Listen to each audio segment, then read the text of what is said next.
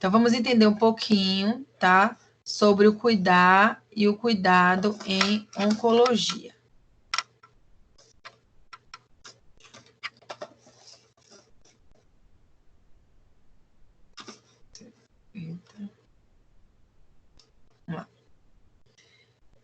Então, vamos lá. Câncer, conceito. Tá. Atualmente, o câncer é o nome geral dado a um conjunto de mais de 100 doenças que têm em comum, observem, o crescimento desordenado de células. Esse crescimento desordenado de células, ele tende a invadir tecidos e órgãos vizinhos, tá? Então, eu trouxe 3 imagens aqui, só para a gente poder fazer algumas analogias. Então, todo mundo sabe que existe um signo, né, de câncer, né, que é um caranguejo, né? Síndrome de câncer, ele vem com essa imagem aqui do caranguejo. Só foi para a gente trazer essas associações. Hipócrates também, ele é o pai da medicina. Eu trouxe também essa imagem de Hipócrates. E trouxe a evolução da própria ciência. Hoje a gente já tem técnicas modernas que a gente pode visualizar em microscopia essas células cancerosas, tá? Então, câncer e crescimento celular. As células, elas se dividem de forma rápida, agressiva, incontrolável e espalham-se para outras regiões do corpo, acarretando transtornos funcionais. Então, o que é o câncer em si? O que é a neoplasia, que a gente costuma falar? Ela realmente se caracteriza pela perda do controle da divisão celular.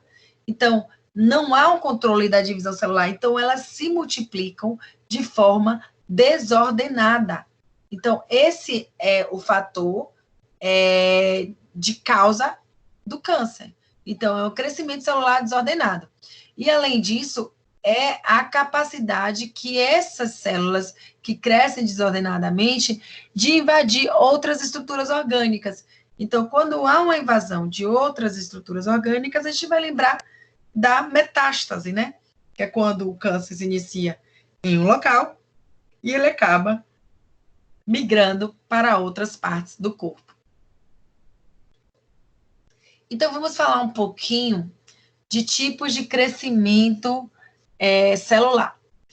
O crescimento controlado, tá? Ele é aumento localizado e autolimitado do número de células. Então, é um crescimento controlado, tá ali, localizado. Então, ele pode ser estimulado de forma patológica através de uma doença de base pode estar estimulando a divisão celular, só que localizada, né, naquele determinado local, ou até fisiológica, né? Então, dentro desse crescimento controlado, eu acho que vocês já ouviram falar sobre hiperplasia, metaplasia e displasia. Então, esse crescimento, por ser controlado, ele não é câncer, tá? Então, ele não é câncer. Então, quando tiver lá na biópsia hiperplasia, displasia, metaplasia, não é câncer, porque ainda é um crescimento localizado, autolimitado, tá? E controlado. Então, essa palavrinha aqui, controlado, é muito importante. Então, o crescimento não controlado, justamente as características de massa anormal de tecido, tá? Cujo crescimento ele é quase autônomo, persiste mesmo após o término dos estímulos que o provocaram. Então, não necessita do estímulo constante para que essa célula ela fique ela cresça desordenadamente. Então, mesmo que não haja esse estímulo, ela vai continuar em crescimento. Então, vamos lá. É sabido que radiações, né, elas provocam, elas podem ser gatilhos para um surgimento de alguma neoplasia. Só que, se essa pessoa, ela teve muito contato com radiação, então tem um câncer ali, tem uma neoplasia instalada, ela vai se dividir, e mesmo que ela não esteja mais sob o efeito daquela radiação, essa célula continua se dividindo desordenadamente. Então, ela perde o controle, né, de crescimento celular. Então, isso são as neoplasias. Então, observe essas células. Aqui é o vaso sanguíneo e aqui é uma célula. E nessa célula, tem uma célulazinha aqui que ela está geneticamente alterada. Então, DNA. Então, a gente sabe que o câncer, ele tem um fator genético. Por isso, a gente precisa realmente entender que muitas pessoas, elas têm câncer por causas genéticas. Uma mãe, um pai teve, de segundo grau, tios, tias, enfim. Essas pessoas precisam estar atentas e sempre estar buscando atendimento médico para, de forma mais preventiva possível, caso venha a ter uma célula com descontrole de crescimento e surgimento de uma neoplasia, que seja no início e tenha maiores chances de sobrevida. Então, a célula geneticamente alterada, ela pode sim sofrer um crescimento, tá? Mas só com um crescimento controlado, uma displasia. Dessa displasia, continuando o estímulo, né, patológico ou fisiológico, ela pode sim, de forma desordenada, começar a crescer. Só que esse crescimento desordenado, ele pode ser um câncer também localizado, um câncer in situ. Só que percebam na figura que quando o sangue ele começa a irrigar as células cancerígenas, então elas podem sim começar a migrar, né, através dessa ligação com a própria corrente sanguínea para outras partes do corpo, onde a gente vai ter um câncer invasivo, tá?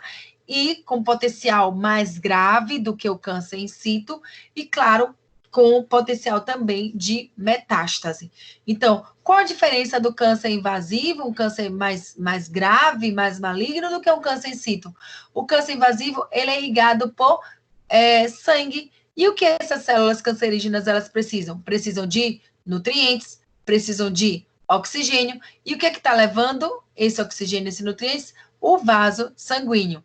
Então, sempre a gente precisa, no tratamento com câncer, eliminar essa ligação do vaso sanguíneo com as células cancerígenas, porque isso é um fator de nutrir essas células cancerígenas para que elas se multipliquem desordenadamente e acabam invadindo outros tecidos do corpo.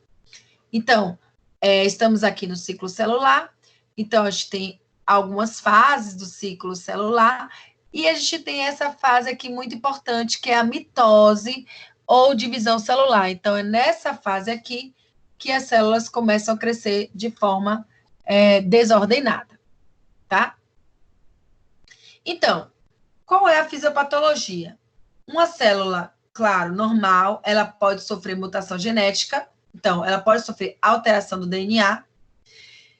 Aí a gente coloca, independentemente da exposição a agentes cancerígenos ou carcinógenos, as células sofrem processo de mutação espontânea, tá? Então, as células, elas podem sofrer mutações espontâneas ou não. Pode ser um paciente que está exposto a produtos químicos, né, produtos tóxicos ou não. Essas células, elas podem sofrer mutação espontânea, tá? Então, as alterações, elas podem ocorrer em genes especiais, denominados proto-oncogenes, que a princípio são inativos em células normais. Então, as pessoas, elas têm sim esses genes especiais, que são os proto-oncogenes, que se eles forem ativados, eles transformam-se em oncogenes, que são responsáveis pela malignização das células normais.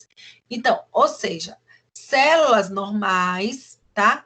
Sofreram mutações até virar uma célula neoplásica.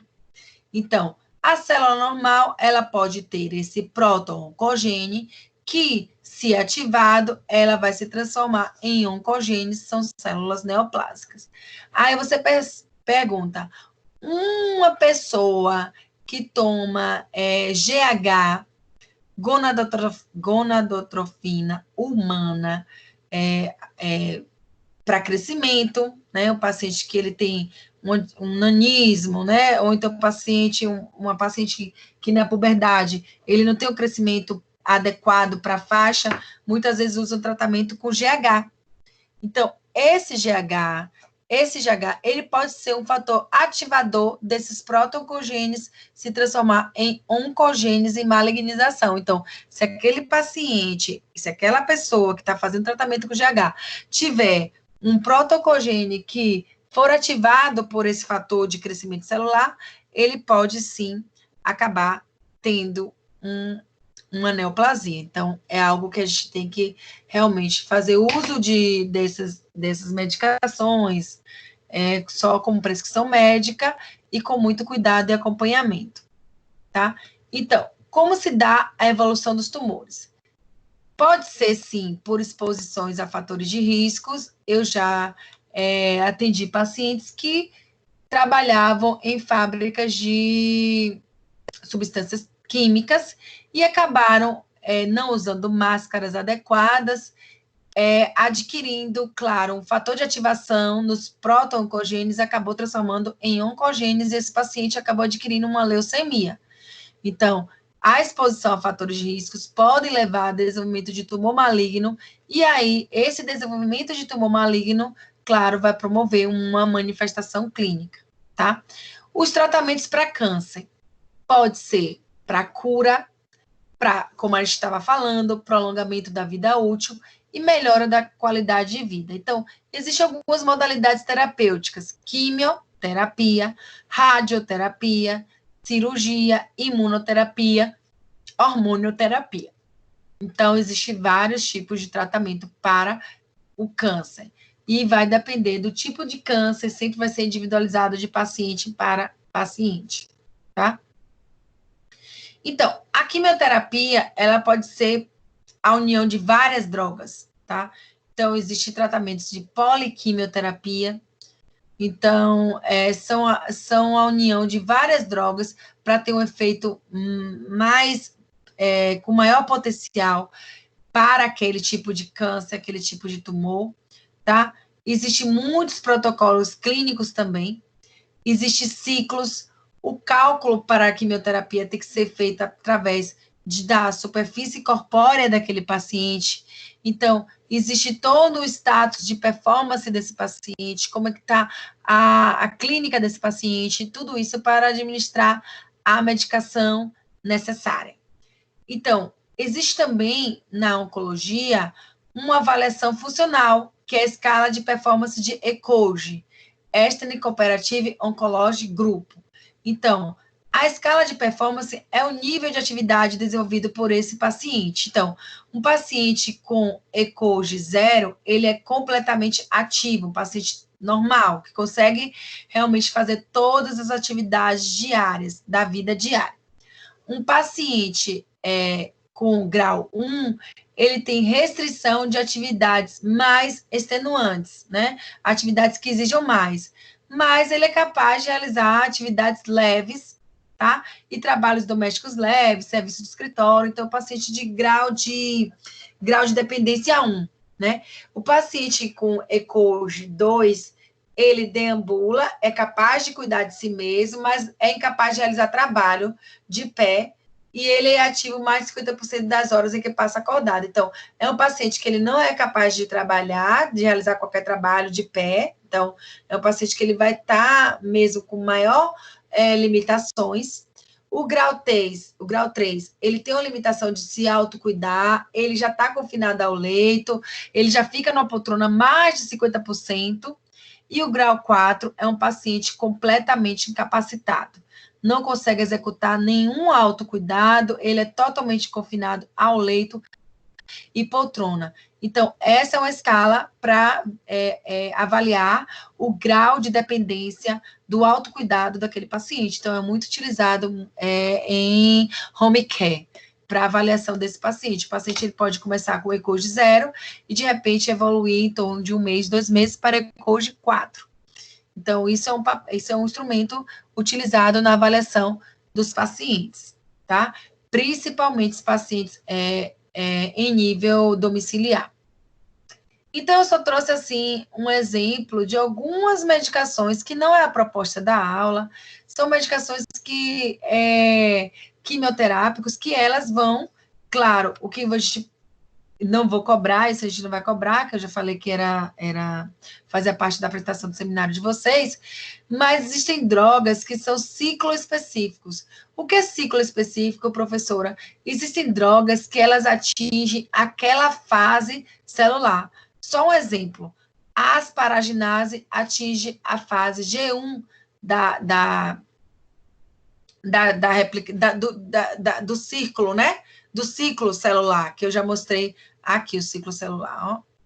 Esse ciclo celular. Então, tem algumas drogas que atingem aqui, nessa fase G1, outras drogas atingem a fase G2, e outras drogas são específicas na fase de mitose. Então, algumas drogas, elas vão atingir as células quando as células entram na fase de mitose, tá? É incrível o potencial dessas células. Desculpe, desses fármacos.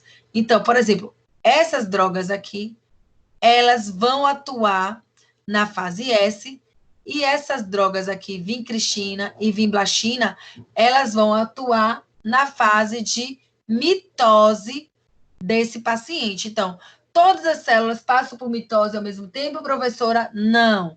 Não, cada célula tem o seu tempo do ciclo celular. Uma pode entrar na fase S, a outra célula ao lado pode estar entrando na fase de mitose.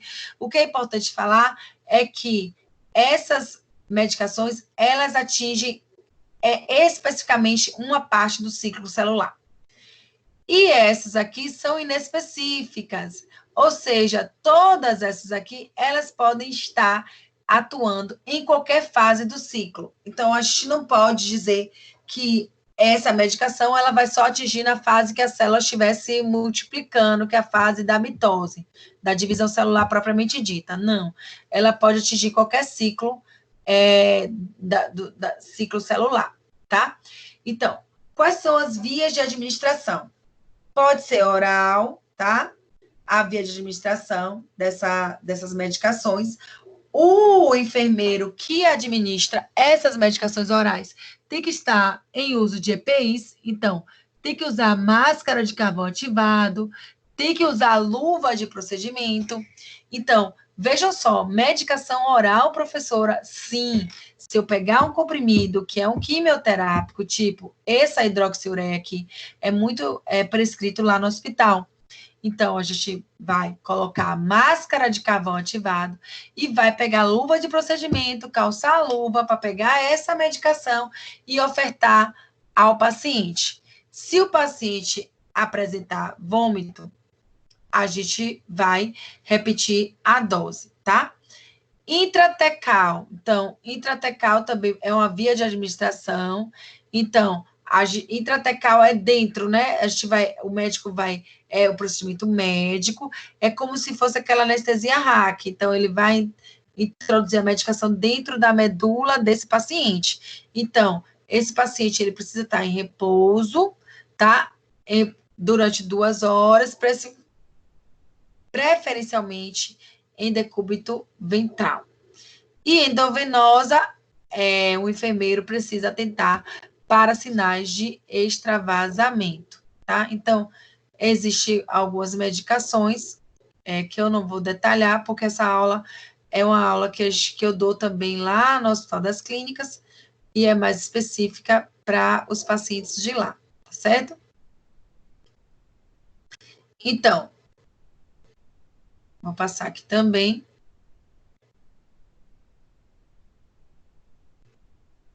Aqui são alguns protocolos, são muitos protocolos que esses pacientes fazem uso. Então, são nomes de protocolos que é dado para que as medicações, para que os médicos saibam qual o protocolo que o paciente está usando. Então, quem tem paciente oncológico, quem trata de paciente oncológico, vai sempre ouvir esses nomes. Qual o protocolo? É o MEL 200. Qual o protocolo DVT-PACE? Então, cada protocolo, ele faz parte de uma gama de medicações, certo? Então, o que é mais importante para a enfermagem? Além de, claro, é um setor muito específico, então tem que existir muitos treinamentos para administrar um quimioterápico, não é algo simples, então tem que ter todo o cuidado na administração desse quimioterápico, porque existe um risco para o profissional, porque ele está fazendo, está administrando uma substância muito, um fármaco muito potente, e ele pode, sim, ser teratogênico. Então, ele pode estimular também uma alteração na célula desse profissional que está administrando essa medicação. Por isso que a máscara de carvão ativada. Tá. Então, existe, claro, os efeitos colaterais. Quais são os efeitos colaterais mais comuns? Náuseas, vômitos. Podem ver que os pacientes que fazem uso de quimioterápicos, eles sempre vêm associado a muita náusea, muito vômito. Então, realmente, é a necessidade de utilização de antieméticos constante, né? Mucosite, inflamação na mucosa. Então, os pacientes, eles são acometidos por lesões orais, né? Lesões no esôfago. Essa lesão pode ir até o ânus, tá?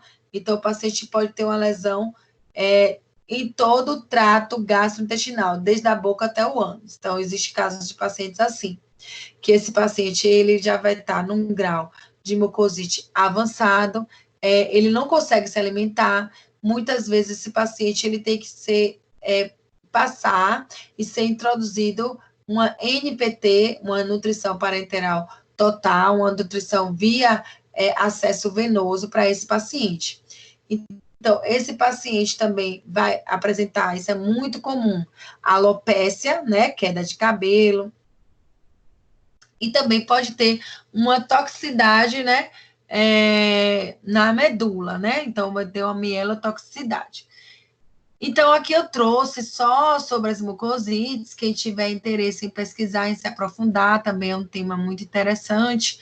Essas mucosites, ela tem graus.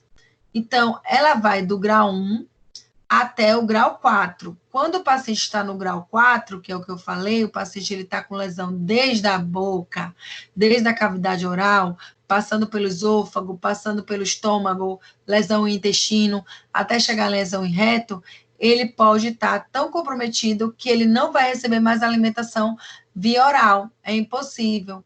Então, esse paciente, ele pode ter que estar fazendo uso de nutrições parenterais totais, ou até mesmo através de dieta enteral, com a passagem de sonda nasoenteral para esse paciente, porque ele não consegue se alimentar. O grau 2, existe a presença de úlceras, mas o paciente ainda consegue ingerir sólidos. Mucosite do grau 3 tem úlceras e apto somente a ingerir líquido. Então, vocês percebam que, a depender do grau, vai aumentando a dificuldade de ingesta desse paciente, né? Então, é importante que a enfermagem, ao cuidar de pacientes que faz uso de quimioterápico, observar a cavidade oral, questionar se o paciente está sentindo uma dor, uma dificuldade, uma disfagia, porque o paciente que faz uso de quimioterapia é muito comum a evolução com inflamação da mucosa, tá? Então, existem várias complicações para esse paciente, que, inclusive, tem essa toxicidade, né? Essa mielotoxicidade. Quais são os problemas mais recorrentes de quem faz quimioterapia? É supressão medular.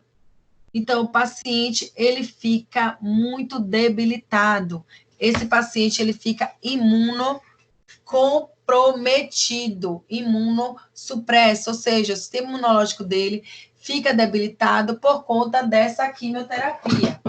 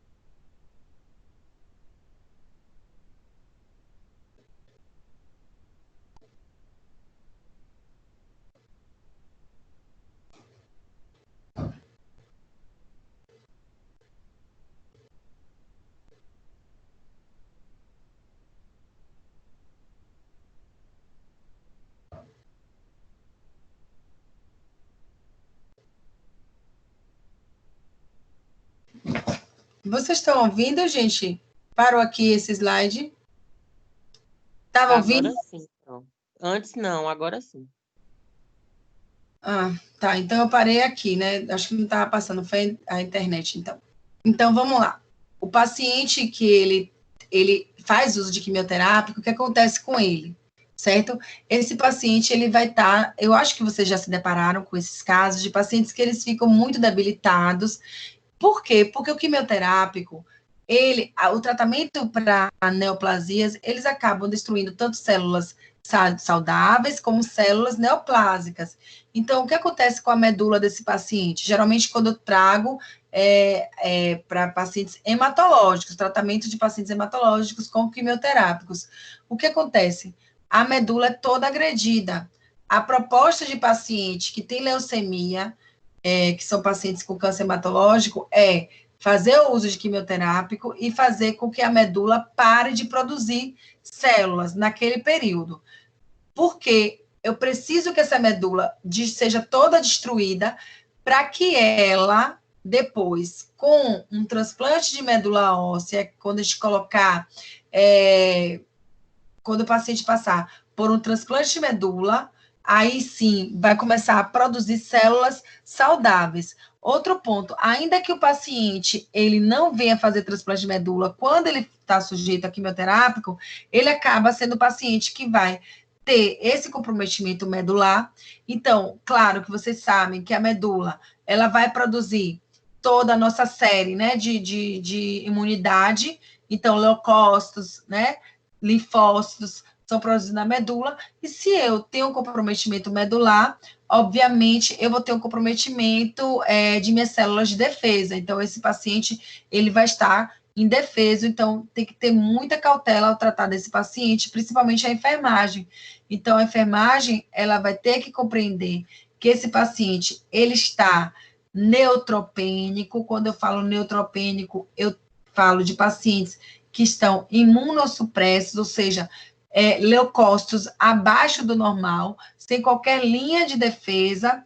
Então, todo cuidado é pouco na prevenção e implementação de cuidados que não promovam uma infecção nesse paciente. O que, professora, por exemplo? Por exemplo, quando eu sempre insisto que a técnica de administração de medicação tem que ser uma técnica asséptica. Quando introduz qualquer medicação venosa no paciente, tem que fazer desinfecção com álcool 70 dos dispositivos. Então, sempre se atentar a isso quando a gente tratar de pacientes oncológicos, porque qualquer quebra de técnica, qualquer quebra nessa barreira, a gente pode estar levando bactérias, fungos, vírus para esse paciente, e aí esse paciente ir a óbito por conta dessa infecção bacteriana. É muito comum pacientes que estão fazendo uso de quimioterapias para câncer acabar tendo uma sepse por conta de uma bactéria. Então, uma bactéria num paciente oncológico que está em tratamento quimioterápico faz um estrago terrível. Então, a enfermagem tem um importante papel. Em relação à assistência de enfermagem, então, sempre fazer, monitorar sinais vitais, sempre orientar o cliente quanto ao autocuidado, quanto à patologia, explicar sobre o tratamento. Hemocultura, claro, é cultura, né, no sangue, pesquisa de bactérias no sangue. Então, geralmente, esses pacientes, quando eles abrem um quadro infeccioso, que eles começam a ter febre, então o médico solicita uma hemocultura. Então, eu colho o sangue do paciente e levo para a cultura para ver se lá crescem bactérias, tá? Então, administração de antibióticos. Então, cada hora que a gente atrasa antibióticos, a gente aumenta 75% da mortalidade para esse paciente. Então, muito cuidado com isso também, tá? Então, eu já falei, referente ao cuidado com o dispositivo de acesso central, de acesso periférico, lavagem das mãos antes e após a realização dos procedimentos e manipular paciente. Então, esse paciente ele tem que ficar sendo monitorado o tempo todo por conta de febre, porque febre sinaliza uma infecção. Então, é preciso estar atento a isso também. Então, um enfermeiro que atua nessa área, ele tem que ser um enfermeiro muito criterioso no seu cuidado, porque o cuidado, ele tem que ser feito com o máximo preciosismo. Então, não posso pegar lá e administrar medicação de qualquer jeito nesse paciente. Se, por qualquer falha, um equipo cai no chão, a gente tem que desprezar o equipo, a gente não pode negligenciar e fazer de conta que não está vendo, porque eu posso estar levando bactérias para esse paciente, tá? Então, eu preciso minimizar a dor, a ansiedade desse paciente, evitar pulsões repetitivas. Pacientes que faz tratamento quimioterápico, eles têm uma dificuldade de acesso venoso. Então, é preciso que o médico esteja atento a isso, para tentar, se há necessidade de infusão de drogas venosas, tentar logo um acesso central, para que a enfermagem não fique fazendo de forma repetitiva a tentativa de punção venosa, certo? Então, sempre atentar para segurança para a movimentação do paciente. Esse paciente ele precisa, claro, quando puder e sempre estar fazendo deambulações, né? Deambulando com a fisioterapia, mantendo sua atividade, mesmo internado, para que não fique tão confinado ao leito, tá? Então, é preciso o entendimento das medicações que estão sendo feitas, é um protocolo muito específico, o protocolo de quimioterapia, e precisa ter segurança mesmo nesse tratamento, é preciso que a enfermagem oriente cada medicação que está sendo realizada, cada protocolo, porque para o paciente é tudo muito novo, tá? Então, a gente tem os acessos centrais, quimioterapias só fazemos em acesso central, então a gente não faz quimioterápico em acesso periférico, porque há um risco enorme de extravasamento e necrose daquela veia, né, que está sendo utilizada para drogas, né? Então, vão preferir, claro, obviamente, acesso central, triplo lúmens, ou então totalmente implantáveis ou semi-implantáveis. O totalmente implantável, não sei se vocês já ouviram falar do Portocat. Então, o Portocat fica dentro, não é esse aqui, fica dentro da pele do paciente e a gente faz a punção desse Portocat. Aí, ó, totalmente implantável. Então, aqui é a pele do paciente, ó. Então, fica essa membrana aqui, ó, aqui dentro, onde o enfermeiro, ele vai, claro, puncionar com agulha, e é aqui que vai ser feito as drogas venosas. Geralmente, esse totalmente implantável é o paciente que vai fazer uso de quimioterapia ambulatorial, não é paciente internado, não, tá? E eu vou falar na próxima aula, tá? Eu vou encerrar aqui nessa parte de acesso e eu vou voltar na próxima aula justamente aqui, porque eu vou falar sobre infecções primárias da corrente sanguínea para pacientes de oncologia, que aí a gente vai entrar também nos nossos pacientes de uma forma geral. Então, eu acho que esse tema é muito importante para vocês que estão graduando, porque é algo que acontece muito nas instituições hospitalares, a falta de cuidado com os acessos dos pacientes, tá bom? Então, a gente vai dar continuidade nesse ponto aqui, como também vocês vão trazer, claro, algo sobre câncer, né? De tumores sólidos. Então, anotem aí, se vocês puderem, anote aí, Zara, quais são os tipos que eu quero, para que vocês venham falar, se organizem em dupla, como vocês quiserem. Câncer de pâncreas, câncer de cabeça de pâncreas, câncer hepático, câncer da tireoide, e eu vou falar, e linfoma não Hodgkin. Linfomas, pode botar linfomas não Hodgkin. Aí vocês fazem esses 4 e dividem. Se sobrar pessoas, podem ser em trio, tá? Aí vai valer 300 pontos para vocês apresentarem. Pode ser uma leitura do artigo falando sobre esse câncer, tá? Tratamento, a parte de epidemiologia, certo? Então, vocês podem estar trazendo na próxima aula, e, ao mesmo tempo, eu continuo também a minha parte de infecção